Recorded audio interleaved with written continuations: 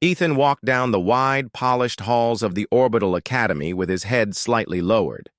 The station floated in the calm orbit of a neutral trade world, home to dozens of alien species.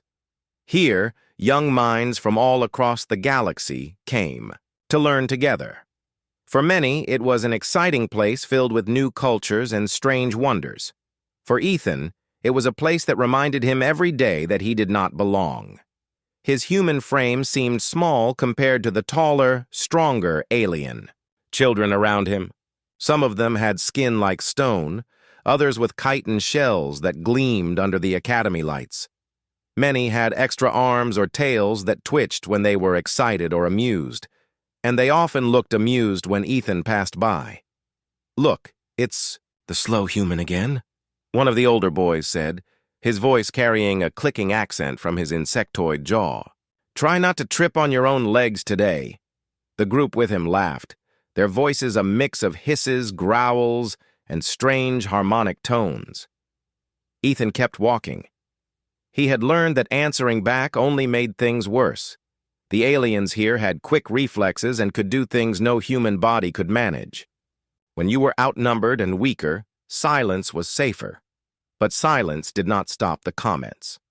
As the day began, students gathered in the large learning chamber, a place with smooth silver floors and floating holographic displays.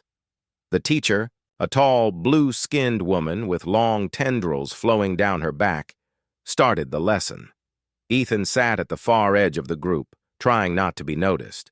But in a class where everyone's eyes were different colors, shapes, and even glowed at times, his plain brown eyes seemed dull to them. The difference made him a target. Halfway through the morning session, there was physical training in the gym sphere. This was Ethan's least favorite time. The gym sphere was a large, zero-gravity dome where students practiced agility, combat drills, and movement through floating obstacle courses. In zero-G, aliens with multiple limbs or wings had a clear advantage. As the drills began, Ethan was paired with two students from the Krell species, tall, scaled, and much faster than he was. They smirked at each other, clearly planning something. "Try to keep up, Groundwalker," one of them said, before launching off the wall and spinning through a ring at impossible speed. Ethan moved after them, pushing off slowly, focusing on balance. He could feel eyes watching him. A few students had already slowed their drills just to watch the human struggle. Then it happened. One of the Krell boys accidentally bumped into Ethan mid-jump, sending him spinning off course.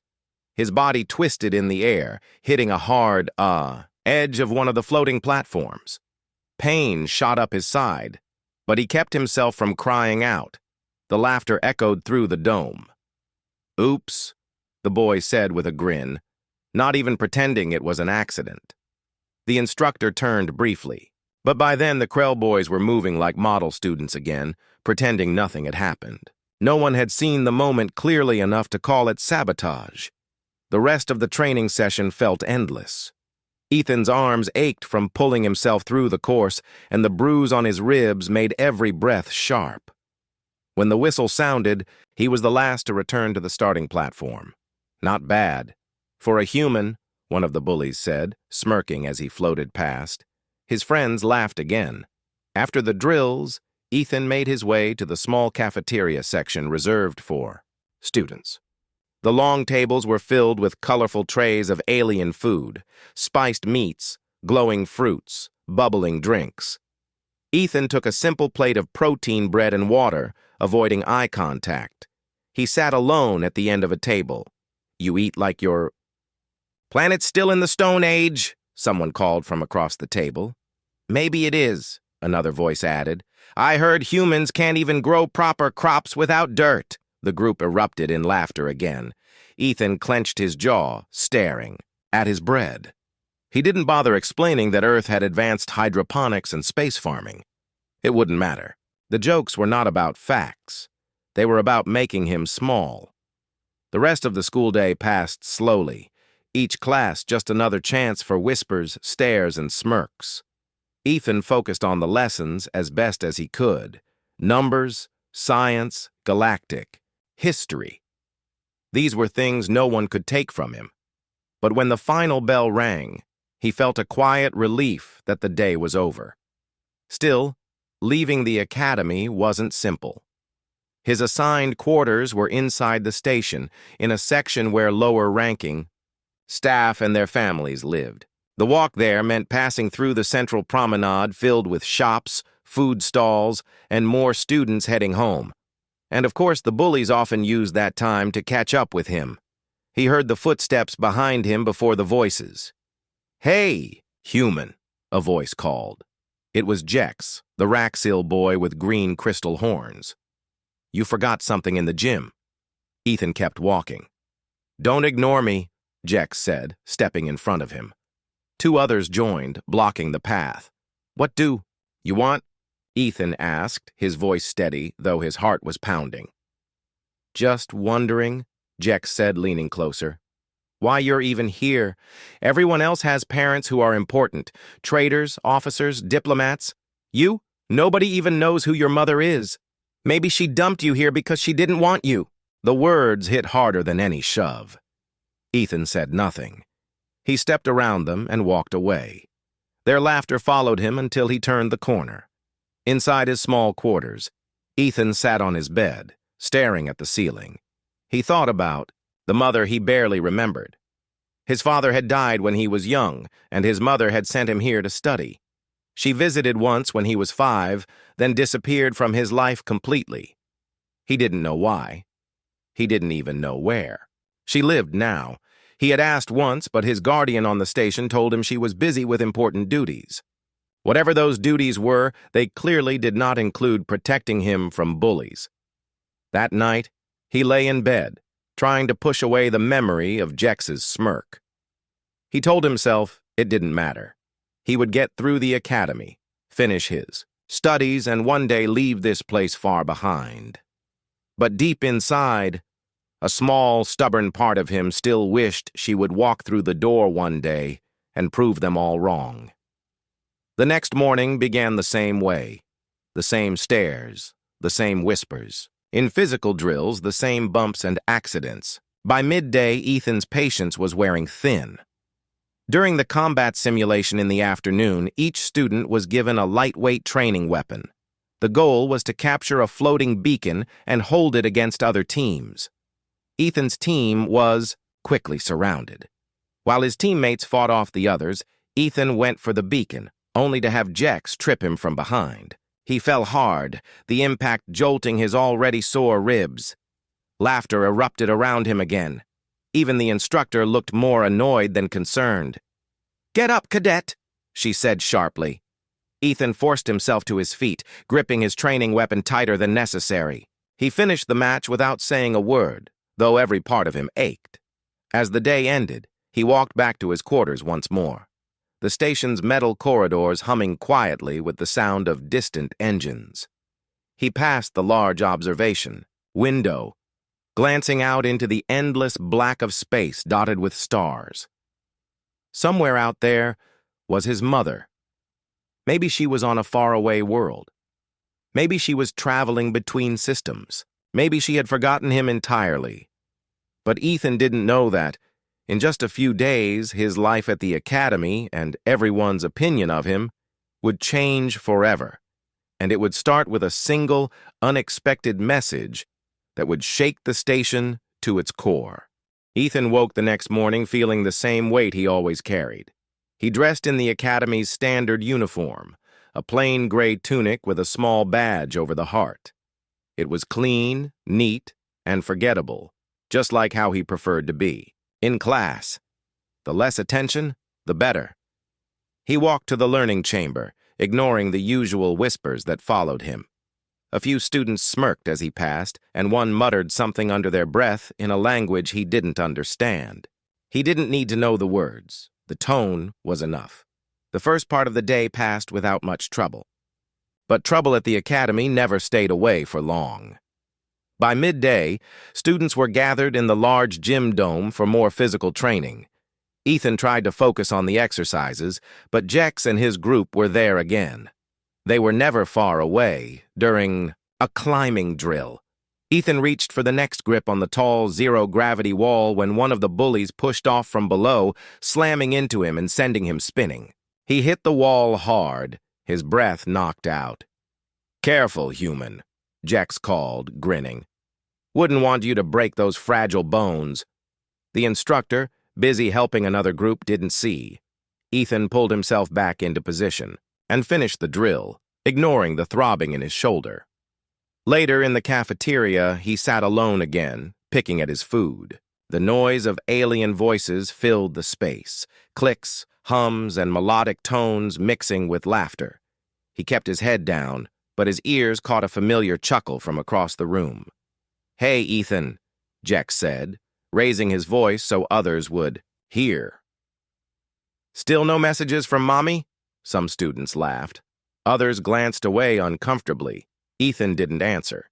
He finished his meal quickly and left, the sound of their laughter following him into the corridor. That evening, the station's lights dimmed into night cycle mode. The corridors were quieter, with fewer people walking between sections. Ethan sat on his bed, a data tablet resting on his lap. He was trying to review the day's lessons when a loud chime echoed through the small room. It wasn't the normal academy announcement tone. It was deeper, sharper, and carried an urgency he had never heard before. He frowned and stood, the tablet sliding off the bed. The chime repeated twice more, then a voice filled the air. "Attention all residents. This is an emergency station-wide notification. All civilians are to remain in designated safe zones until further notice. Repeat, remain in designated safe zones." Ethan stepped toward the small window in his quarters. Outside, in the black sea of space, a distant shimmer caught his eye. It grew brighter with each passing second until he could see the massive shape of a ship breaking through faster than light travel. It wasn't like any ship he had ever seen. Most vessels were practical, with straight lines and exposed machinery. This one looked like it had been carved from a single piece of metal, its smooth surface gleaming with patterns of gold and deep blue. Long, curved fins extended from its sides, giving it the look of a living creature gliding through the stars. As it drew closer, the station shook slightly from the force of its arrival. Lights flickered for a moment, and the hum of the engines beneath the floor deepened. Then came another sound, a low, deep vibration that seemed to echo through the air itself. The ship had sent a signal. In the command center of the station, the headmaster of the academy, stood beside the station governor, staring at the incoming transmission. "Is this authentic?" the governor asked, his voice unsteady. The headmaster nodded slowly. "It carries the Valori Imperial Code. There's no mistake." The governor's hands twitched nervously. "What would the Valori Empire want here? This is neutral space." Before anyone could answer, the transmission activated. A holographic crest filled the air, a golden star encircled by flowing lines with a crown at the center. Beneath it, glowing letters spelled out a name that made the headmaster's stomach tighten. Empress Lariel Valori. Meanwhile, in the academy dormitories, students had crowded around windows and hallways, whispering and pointing. "That's a Valori ship," one alien girl said, her 4 eyes wide. "My father told me they only come out for wars or royal visits." "Why would they come here?" another asked. "Maybe a treaty," someone guessed. Ethan stood near the back of the group, his brow furrowed. He had heard of the Valori Empire before, everyone had. They were one of the most powerful forces in the galaxy, known for their unmatched fleets and strict royal traditions. But what were they doing here? The ship docked with the station, its airlocks aligning perfectly with the main promenade entrance. A group of tall soldiers stepped out first, their armor polished to a mirror shine. Each carried a long ceremonial spear that pulsed faintly with energy. Their movements were precise, their faces hidden behind silver masks. Behind them, another figure appeared. She was taller than most humans, with long silver hair that shimmered like liquid metal under the station lights. Her skin was a pale gold, her eyes a deep glowing violet. She wore armor adorned with intricate patterns, each line and curve speaking of status and power. Every step she took was deliberate, and even from a distance, the authority in her presence was unmistakable. Empress Lariel Valori had arrived. Word spread quickly through the academy. Students whispered in the hallways, craning their necks to catch a glimpse of the procession as it moved toward the academy's main hall. Ethan stayed near the back of the crowd, watching silently. There was something about the way the Empress walked, confident, unshaken, as if every corridor was already hers. The headmaster met her at the main entrance, bowing deeply. "Your Majesty, we are honored. Where is my son?" The Empress's voice was calm, but carried a weight that silenced the room instantly. The headmaster blinked, startled. "Your son?" She scanned the faces around her until her eyes landed on Ethan. Her expression softened, and for the first time since she arrived, her voice lost its sharpness. "Ethan," she said, stepping forward. "Come here." The crowd parted instantly. Ethan froze, his mind racing. She stopped in front of him, lowering herself slightly so her eyes met his. "My son," she said quietly. "I came as soon as I heard." A wave of shock rippled through the students. Whispers filled the air, half disbelief, half fear. "He's her son," someone murmured. "The human is a prince?" Another voice hissed. Jex and his friends stood at the edge of the crowd, their faces pale, the smugness gone from their eyes. The Empress straightened, turning to face the headmaster. "I want to see every record of my son's time here. Now." Soldiers moved. To secure the area, their masked faces unreadable. A few began speaking into their comm devices, and within moments, a floating hollow screen appeared, displaying recordings from the Academy's surveillance system. Every shove, every cruel comment, every staged accident played in front of the silent room. The Empress's violet eyes narrowed. "Unacceptable," she said. The bullies tried to speak, but the soldiers stepped forward, blocking them from view. "Remove them," the Empress ordered. "Their parents will answer for this." As the soldiers escorted the bullies out, the Empress turned back to Ethan, her voice soft again. "You will not be alone here anymore." Ethan didn't know what to say. Part of him was still trying to understand what was happening, while another part felt a warmth he hadn't felt in years. For the first time since he arrived at the academy, the laughter had stopped, and from that moment on, nothing would be the same. For the first time since Ethan could remember, no one whispered when he walked into the learning chamber. No one laughed when he passed. No one accidentally bumped into him in the hall. Instead, there were wide eyes, quick bows, and forced smiles. The headmaster himself met Ethan at the entrance. "Your Highness," he said, bowing slightly, "we have prepared a special seat for you." Ethan hesitated. He had never been called Your Highness before. The words felt strange, like they belonged to someone else. Still, he nodded and followed the headmaster to a desk near the front, larger than the others and fitted with the latest holographic tools. As he sat down, he noticed Jex and the other bullies were gone, removed from the academy entirely after the Empress reviewed the recordings. Rumor said their parents had been summoned to face the Valori imperial court, which frightened even the bravest families. But while most students now treated Ethan with exaggerated respect, he could still feel certain eyes on him. Not everyone was happy about his new status. At midday, the Empress returned to the academy.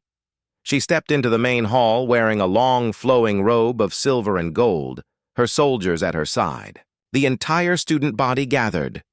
"From this day forward," she announced, her voice carrying across the hall, "my son will receive the same respect you would show any member of the royal family. He will train under the best instructors, and he will rise to his potential, not as a victim of petty cruelty, but as a leader." A murmur went through the crowd. Some students nodded quickly, eager to show they agreed, Others kept their expressions neutral. The Empress turned to Ethan and placed a hand on his shoulder. "You carry the blood of two worlds," she said softly. "It is time you learn to use that strength." Later that afternoon, Ethan was introduced to his new instructors, 3 elite warriors from the Valori Imperial Guard. They were unlike any teachers he had before. The first, Commander Sarek, was a towering figure in crimson armor, his voice deep and steady. "You will learn discipline," he said. The second, Captain Reinl, moved with a grace that made her seem like she was floating. "You will learn speed," she said.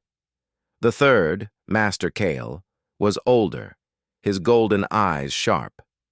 "And you will learn to think as both a warrior and a strategist." Training began immediately. They started with physical conditioning. Sarek pushed Ethan to run laps in the zero-gravity dome, then climb rotating walls while dodging moving obstacles. It was exhausting. But Ethan refused to quit. Every time he slipped or fell, Sarek's voice was there. Again, Reinhold taught him balance, how to use his smaller human frame as an advantage, how to slip past stronger opponents instead of meeting them head-on. "You are not weaker," she told him. "You are simply different.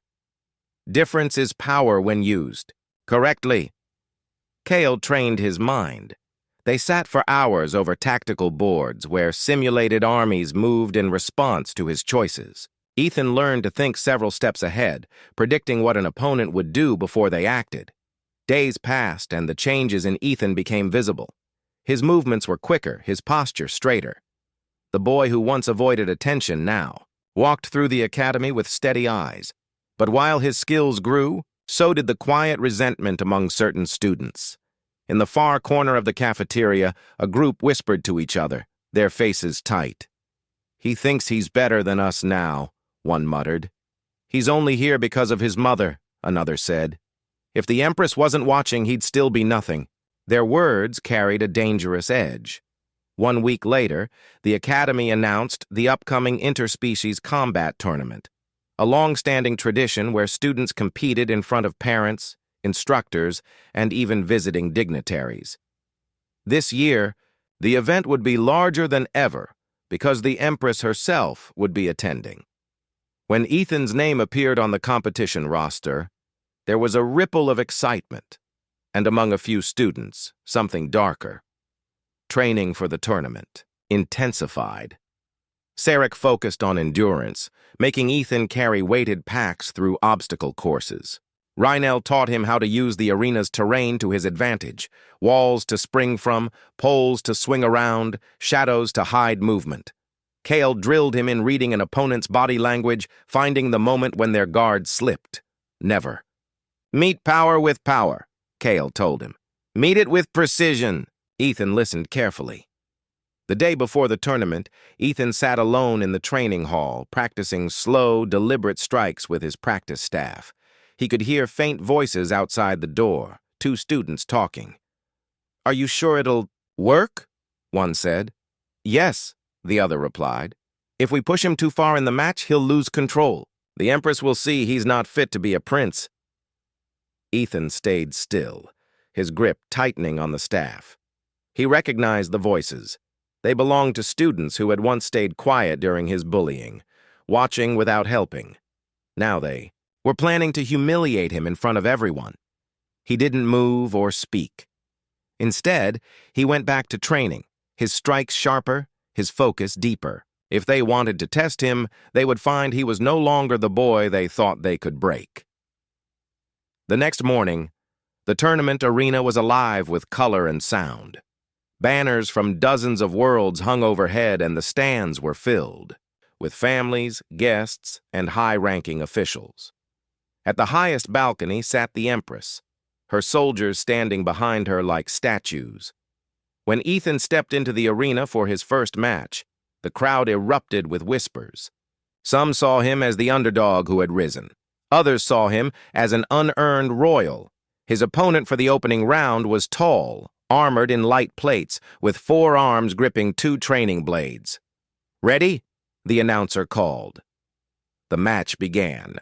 With a clash of movement, the alien rushed forward, swinging both blades in a fast rhythm. Ethan dodged to the side, using the space between strikes to counter with quick jabs. Each time the opponent pressed harder, Ethan's training came back to him. Sarek's endurance drills, Rhinel's speed lessons, Kale's strategies. The match lasted several minutes before Ethan saw his chance. His opponent lunged too far, leaving their side exposed. Ethan spun his staff, striking in a clean, decisive move that knocked the blades from their hands. The crowd gasped. The announcer declared him the winner. Up on the balcony, the Empress smiled slightly, her violet eyes proud. But Ethan knew this was only the beginning. There were more matches ahead, and somewhere in the roster were the students who wanted to see him fail. As he left the arena floor, he felt a mix of determination and caution. He wasn't just fighting for a trophy, he was fighting to prove, to everyone, and to himself, that he belonged here, not because of his mother's crown, but because of what he could do. And he was ready for whatever came next. The Academy's halls had returned to their usual rhythm, but for Ethan, nothing felt the same. People no longer tripped him or mocked his lunch, but the stares were constant. Some were respectful, others curious, and a few filled with quiet resentment. He knew it was only a matter of time before someone tested him again. That test came sooner than expected. One afternoon, Commander Vera entered the training dome while Ethan was practicing defensive maneuvers. She stood with her hands behind her back, her silver hair catching the light. "Prince Ethan," she said, her tone calm but firm. "Your mother has summoned you. There will be a gathering in the station's High Council chamber tonight. Alien. Diplomats from 3 major factions will be present. The Empress expects you to attend." Ethan blinked. "Me? Why?" Vera's eyes narrowed slightly. "Because she wants them to see you. She wants them to understand who you are, not just as her son, but as her heir. You will sit beside her and answer questions if they speak to you." The thought made Ethan's stomach twist. It wasn't a fight in an arena or a training match where he could rely on tactics. This was politics, something he knew almost nothing about. But refusing wasn't an option. That evening, the High Council chamber was nothing like the Academy's halls. It was a grand, circular room with a high domed ceiling covered in shifting light patterns that mimicked the night sky. A long table, curved in the center, and behind it sat 3 groups of alien delegates, each from a different faction that had its own customs, its own pride, and its own grudges. The Empress was already there when Ethan arrived, seated in the tallest chair, at the head of the table. Her robe shimmered with gold and deep violet, her presence commanding without effort. When she saw him, her expression softened briefly. "Come," she said, gesturing to the seat beside her. As Ethan sat, he could feel dozens of alien eyes on him. Some curious, some skeptical, some cold. One delegate, a tall being with translucent skin and slow-shifting patterns across its body, leaned forward. "Your Majesty, is this human truly your heir?" "He is my son," the Empress replied without hesitation. "And he will represent the Vylori Empire in years to come." The room shifted with low murmurs. Another delegate, this one from the Korvathi Alliance, tilted his head. "Forgive my bluntness, Empress, but humans are young in the galactic order. Their worlds are few, their fleets small. Why place the future of your empire in such untested hands?" The Empress glanced at Ethan, then back at the delegates. "Perhaps you should ask him yourself." All eyes turned to Ethan. For a moment, he froze. Then he remembered Vera's advice from his combat lessons. Control your breathing. Control your mind. "You're right," Ethan said slowly. "Humans don't have thousands of worlds. We don't have the largest fleets. But that's why we've had to survive by thinking differently. We adapt. We learn fast. And we don't give up just because something seems impossible." A ripple of surprise passed around the table. 1 or 2 delegates exchanged glances. The Korvathi delegate leaned back. Bold words for someone so young. Tell me, human, if a fleet twice the size of yours approached your borders, what would you do? Ethan thought for a moment. I'd make sure they never knew where my borders really were.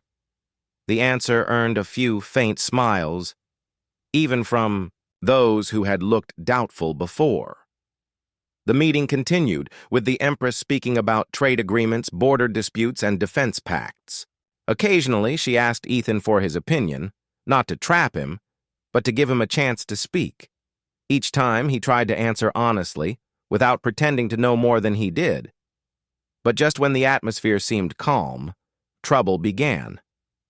Diplomat from the Thrask Dominion, a species known for blunt aggression, slammed a clawed hand on the table. This is a waste of time. The Valori Empire is strong because it is Valori. Mixing your blood with humans weakens you. The chamber went silent. Even the Empress's soldiers tensed. Ethan felt the heat rise in his chest, but before he could speak, the Empress turned to him and said quietly, "Your response, my son." He looked straight at the Thrask delegate. "You think being different makes someone weaker, but I've learned that it can make you stronger, because you can see the galaxy from more than one point of view. My mother's people gave me their discipline. My father's gave me resilience. Put those together, and I'm harder to break than either alone." The Thrask delegate stared at him for a long moment, then gave a slow, grudging nod. When the meeting ended, the Empress rose, her robe flowing like liquid metal. As the delegates began to leave, she leaned toward Ethan and said quietly, "You did well. You spoke with strength but without arrogance. Remember that balance." They walked together out of the chamber, guards flanking them. In the corridor, Vera was waiting. "Your Highness," she said to the Empress, "there is another matter.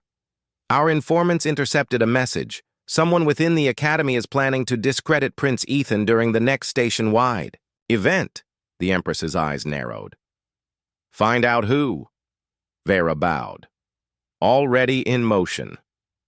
Back at the Academy the next morning, Ethan noticed a strange shift in behavior again. Some students who had ignored him before now asked about the council meeting. Others kept their distance entirely. And in the far corner of the cafeteria, Jex sat with two other students, watching Ethan with the same cold eyes as before. "Commander." Vera approached him after lunch. "Your mother will be away for 3 days on an inspection tour. That means you will be without her immediate protection. If someone intends to make a move against you, it will be then." "You think it's Jex?" Ethan asked. Vera's expression was unreadable. "I think you should be ready for anything." The days passed quickly. On the evening of the third day, the station hosted a public exhibition in the Central Hall, a showcase of student skills, art, and technology. Crowds of visitors and off-duty station crew filled the wide space. Ethan was scheduled to present a small tactical simulation he had built in his spare time, showing how smaller fleets could outmaneuver larger ones using terrain and timing. He stood by his display, explaining it to curious onlookers. But out of the corner of his eye, he spotted movement, Jex, slipping behind the control console for the hall's central display. A warning shot of instinct fired in Ethan's mind. He excused himself from the group and moved quickly toward the console. By the time he reached it, Jex had already triggered something. The massive holographic projector above the hall flickered, and instead of the scheduled program, it began, showing edited clips of Ethan, old moments from his first weeks at the academy, stumbling in gym class, being knocked down, eating alone. The laughter started in pockets, though not as loud as it once would have been. Ethan didn't freeze this time. He stepped forward, overriding the projector's feed and replacing it with his tactical simulation. As the crowd's attention shifted, he spoke clearly, his voice carrying across the hall. "These are old moments," he said, "but they're not something I'm ashamed of. Every fall you saw made me stronger. Every time I was alone, I learned to stand on my own. And that's why I'm still here. and why I'll keep moving forward." The hall went quiet. Even those who had laughed now looked thoughtful. In the corner, Jex's smirk had vanished. That night, Ethan returned to his quarters, tired but oddly satisfied. He hadn't needed his mother to protect him this time. He had stood on his own and turned an attack into a lesson, but he knew this wasn't the last challenge. Far from it. And soon, the trials ahead would go beyond school politics, because whispers of danger were beginning to move far beyond the academy walls. The days after the exhibition felt calmer for Ethan. Even those who had once mocked him now thought twice before speaking. He had faced humiliation in front of the whole station and turned it into something that made him stronger. That mattered. But calm never lasted long here. 3 days later, during the morning classes, the academy's emergency alarms blared. The bright red warning lights flashed across the halls, and a deep voice came over the speakers. "All personnel, report to secure areas. Unknown vessels detected in approach vector. Possible hostile intent." Students looked around in confusion. Some were scared, others curious. Ethan felt his heart speed up. The station had strong defenses, but unknown vessels usually meant trouble. Commander Vera appeared in the main hall within minutes, her armor already on. "Academy students, follow emergency protocols. Staff, escort them to the safe wings." As the crowd began to move, she called out, "Prince Ethan, you're with me!" He followed her quickly, weaving through the growing chaos. "What's happening?" he asked. 3 ships dropped out of warp near the station," Vera said. "No identification, no response to hails. They're too close for comfort." In the command deck, large screens showed the incoming ships. They were jagged and dark, with heavy forward weapons. They drifted slowly, but there was a feeling of deliberate menace in their movements. "Pirates," Ethan guessed. "Mercenaries," Vera replied. "And not the kind who leave peacefully. The Empress is still on. Her inspection tour. We hold until she arrives." Station shields powered up, and defensive drones moved into position. But the mercenary ships began to spread out, surrounding the station like wolves circling prey. Then came the transmission, grainy, but clear. "Send us the human boy," a deep voice demanded. "Half-blood heir of the Vylori. Hand him over, and no one gets hurt." The command deck went silent. "How do they even know?" Ethan whispered. "Word travels fast when someone wants it to," Vera said grimly. "But we're not giving them anything." The mercenaries didn't wait for a reply. The first volley of energy blasts lit up the shields, making the deck shudder. Battle stations activated across the station. Vera turned to Ethan. "You've trained for scenarios like this in simulation. Now we need your mind. Those tactics you showed in the exhibition. Apply them here." He stared at the tactical display, remembering the principles he had practiced. Use the terrain, control the opponent's movement, and never meet force head-on unless you have the advantage. "Can't outgun them," Ethan said, "but we can make them chase what they can't catch. Divert power to outer drone units. Send them in wide arcs to draw the mercenaries away from the docking bays." A junior officer frowned. "That leaves our forward side exposed."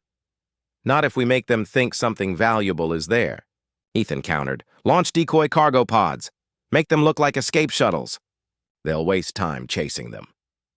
Vera's eyes lit with understanding. "Do it!" The plan unfolded quickly. The drones scattered, firing in controlled bursts before pulling away. The mercenary ships broke formation to chase them.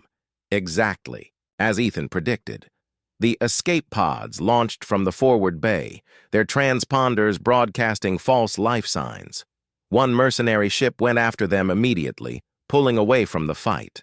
The station's defenses took advantage, landing solid hits on its flank, but the other 2 ships adjusted fast, firing concentrated blasts at the shield generators.